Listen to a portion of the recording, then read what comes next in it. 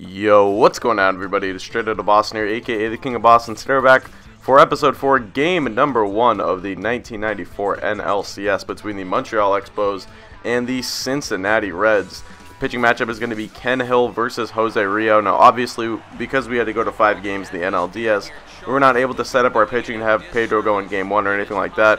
But that might not be the worst thing in the world. Ken Hill arguably had a better year than Pedro Martinez did in 1994. He went 16-5 with a 3.32.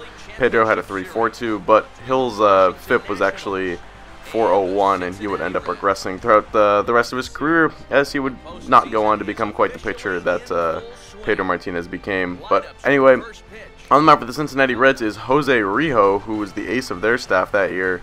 9-6 and 26 starts, but a 3.08 ERA.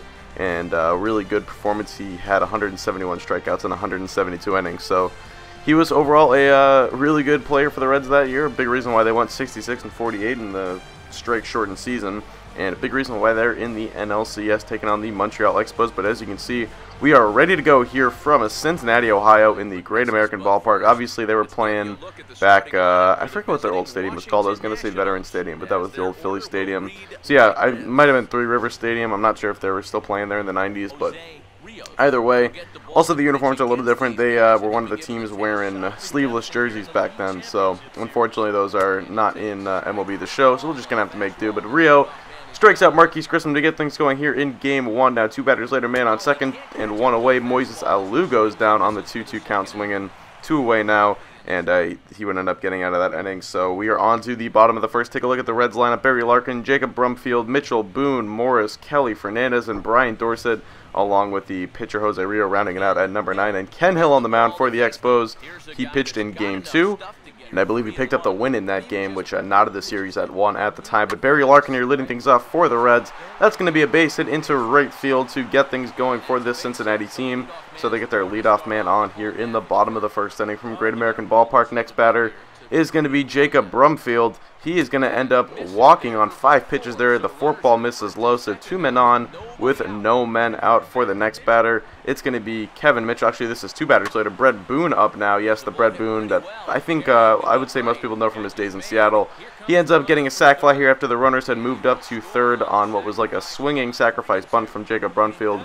So now runner on third with 2 away, 3-2 count, line back to the pitcher, stabbed by Hill onto first in time, and he gets out of the inning. So he does allow 1 run, and the Reds get on the board first. 1-0 lead so far for Cincinnati heading into the bottom of the second now. Here is a 1-2 count. Hill, the windup and the pitch, strikes him out on the fastball. I think that might have been their number 8 hitter, Brian Dorsett, their catcher. Now here is Ken Hill up himself, 1-2 count in the top of the third. He ends up striking out on a what looked like could have been ball 4. Hill tried to take it and go for the walk, but the umpire said otherwise, or thought otherwise. So top 3 now, still 3-2 count to Marquise Grissom. He's going to poke this one into right center field. That is going to fall in for a base hit. So Grissom is on. He's going to hold at first. Thought about going for 2 there, but he would have been gunned out pretty easily. So now we have a 1-out base runner for Wilfredo Cordero. Up next, Grissom off on the pitch. That's a hit and run into right field for a base hit. Grissom's going to get to third easily, and it's going to be first and third with just 1 man out for the heart of the lineup coming up for this Montreal Expos team. Here is Moises Alou, 2-2 with 1 out in the inning. That's going to be down the third baseline and a fair ball. Cordero was running on the play. He's going to get to third. He's going to be waved around and headed home, and the throw is in time, and they got him. A beautiful relay from the Reds.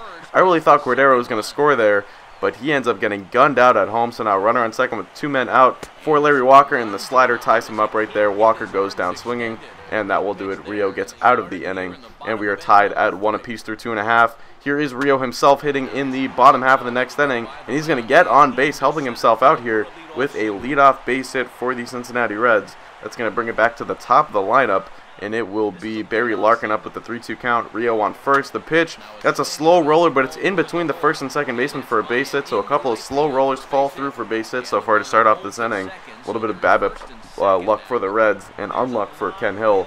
2-1 count out to Jacob Brumfield. He's going to line this one into right field. That's down for a fair ball along the gap, and you can see the bad route I took to that ball. I actually just bought some control freaks for my PS4 controller because my thumbs are a little too big. I've kind of grown a little too big for the controller. So hoping that would help. And this is like my first game playing with them, and had some mishaps with them. They kept like falling off or whatever, and you can see the bad route I took to the ball there. But a beautiful piece of hitting by Jacob Brumfield, taking that the opposite way. So it's a 3-1 lead for the Reds now, 3-2 count. That's going to be grounded to the second baseman. It's a 2nd for 1 on to first in time, and that will get Hill out of the inning eventually. So he ends up only surrendering those 2 runs there, but still it's a 3-1 lead for the Reds. Bottom 4 now. That's going to be a 3-6-3 double play ball, so 2 straight innings with double plays for the Montreal Expos. That is something Hill was benefiting from. Didn't have a lot of strikeouts this game, but was able to work around for the most part. Here's Juan Bell up, our number 8 hitter. He's playing for Mike Lansing this game. Him and Lansing pretty much platoon. I'm not really sure. I don't think that's what the Expos did in real life, but just sort of the way the ratings on this roster work, that I platoon him and Mike Lansing, and I also platoon our catchers, Larry Webster and Darren Fletcher. But there you can see Hill goes down swinging. 3-2 count for Marquise Grissom up next. He goes down, and that would, I believe, be Rio striking out the side in that 5th inning. So he has really settled in, and he is putting on a dominant performance so far. And now here is a 1-2 count to Rio, up already with 1 hit today. He's going to strike out, though, looking on that changeup. Nice pitch from Ken Hill. Got his, I think, only his 2nd strikeout of the game. Top 6 now. Larry Walker up 3-2 count. He goes down for the 2nd straight time on the slider. So Rio really dialing it in right now. Despite that runner on 2nd, he moves up to 3rd now. 3-2 count for Cliff Floyd, and Floyd can't handle the fastball down and in. So through 6 innings, just 1 earned run so far allowed by Jose Rio, really shutting down this Expos lineup. And you can see the 6th inning recap here. He's only allowed 6 hits, 1 earned run, 9 strikeouts. That is a really good performance from Rio. Darren Fletcher up now. He's going to go down in the 4th ball, strikeout number 10 on the evening as his dominance continues. Now we're on to the bottom of the 7th. Tony Fernandez here leading it off for the Cincinnati Reds. 1-2 count. That's going to be a line into left center field. That's going to get down, and take a look at me controlling Marquise Grissom there in center. That's another example of me not quite being used to these thumbsticks, and I ended up misplaying the ball, and that's going to be a triple for Tony Fernandez to get things started. So the next batter is going to be it's going to be Brian Dorsett, the catcher, up. He's going to hit this one into right field. That ball is high, it is deep, and it is off the wall. And again, I sort of misplay it, but it's going to be an RBI double either way for Brian Dorsett, and it's now a 4-1 lead for the Cincinnati Reds, and that would do it for Ken Hill, manager. We're going to pretend this is Felipe Alou, who was the manager in the 94 Expos at the time. He's going to come on and replace Ken Hill with Gil Herrera. I'm not really sure. Rio up next. He would sack bunt here, the runner over to 3rd base now with, I think that just still makes it 1 out in the inning. So it's going to get us back to the top of the lineup. Barry Larkin up next. 1-2 count to Larkin, the 1-2, and that is going to be grounded to the first baseman under the glove of Cliff Floyd and into right field for a base hit. Runner comes around and scores, and it's a 5-1 lead for the Cincinnati Reds here in the bottom of the 7th inning. Now next batter is going to be Jacob Brumfield. 1-2 count. Brumfield's going to strike out on the 2-seam. Nice movement on that pitch from Gill. And now with 2-away, next batter will be Kevin Mitchell. 3-2 count. Mitchell's going to ground this one to the shortstop Cordero, who will fire onto first in time for the out. And the Expos are out of it, but 2 more runs come home, and it's now a 4-run lead for the Cincinnati Reds heading into the final 2 innings. Here we go, Rondell White leading things off. He would pinch hit in the pitcher spot to start this 8th inning. He would end up striking out swinging, though, on that nice pitch. But the throw to first is wide, so White actually reaches first on the drop 3rd strike. Next batter is Marquise Grissom. He takes the ball there. White steals 2nd. So runner on 2nd with no one out now for Marquise Grissom. The 2-1 count. Rio at 104 pitches now. And Grissom to deep left field. This ball is back, and you can kiss it goodbye. Marquise Grissom, a 2-run home run, and the lead is down to 2. So finally the Expos get something going off of Jose Rio. It took 104 pitches, but we finally do it. And I guess we had scored 1 run earlier, but still, pretty much between the 1st and 8th inning, we really had nothing going off of Rio, and that would do it for him. Manager, I'm not sure who the manager of the Reds was in 1994, but he would come out and take Rio out. A dominating performance nonetheless. 7 innings plus. He allows 3 runs, but, you know, probably pitched better than the statue would indicate. Hector Carrasco is going to come on now. 3-1 count to Wilfredo Cordero up next. He's going to get on base with a 5-pitch walk. So now next batter is Moises Alou. 1-2 count. Cordero on the run. Alou takes ball 2. Pitch in the dirt. No chance of getting Cordero at 2nd, so he steals 2nd successfully. And now Alou up representing the tying run. 3-2 count. That ball is going to be smashed into deep center field. This ball is back. at the warning track, but that is going to be hauled in by the center fielder. Cordero tagging up for third. He is going to be safe. So a runner on third with just one out for Larry Walker, who is due up next.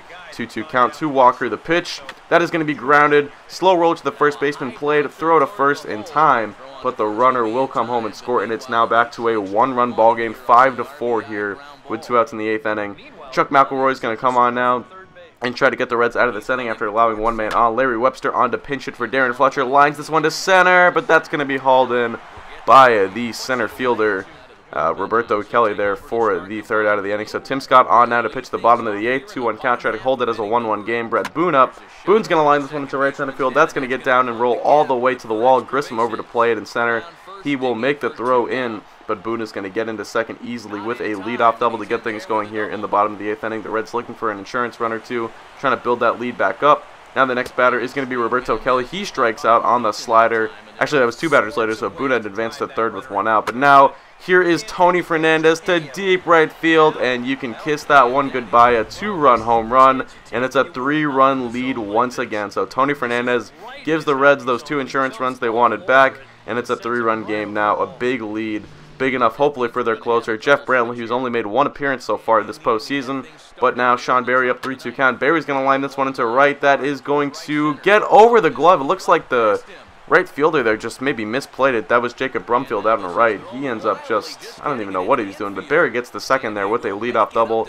So the Expos still have some life. Vlad Guerrero up next. He would pinch it. He's going to ground this one to the shortstop, and you can see the confusion Berry causes Larkin, and Larkin ends up throwing to third, which means Guerrero reaches first. Everyone is safe. Greg Zelanik is going to come on now and pinch hit. He had a big hit in the Game 5 of the NLDS. This time he grounds to the second baseman, to Larkin for 1, on to first. Not in time. Greg Zelanik beats it out. So now it is men on first and third with 1 man out for Marquise Grissom. The 1-2 count. Brantley from the stretch. The tying run at the plate. Already with 1 homer today. Kicks and deals. This one is flown to center field. High, deep, and caught at the warning track. And then take a look at the base running blunder here. Larry Walker is going to get picked off of third base on a horrible play on my part. The MLB 14 base running controls have never been my strength. If you've ever watched my MLB videos in the past, you would know I've run into many outs because I've just never mastered the controlling 1 base runner. And so I blew our opportunity at a comeback there, and we lose 7-4. That is a pretty crappy way of losing Game 1. But we lost Game 1 in the other series, came back and won. Hopefully we can do the same. That's going to do it for me. Thank you guys for watching. Hope you did enjoy. And as always, I'm out. Peace.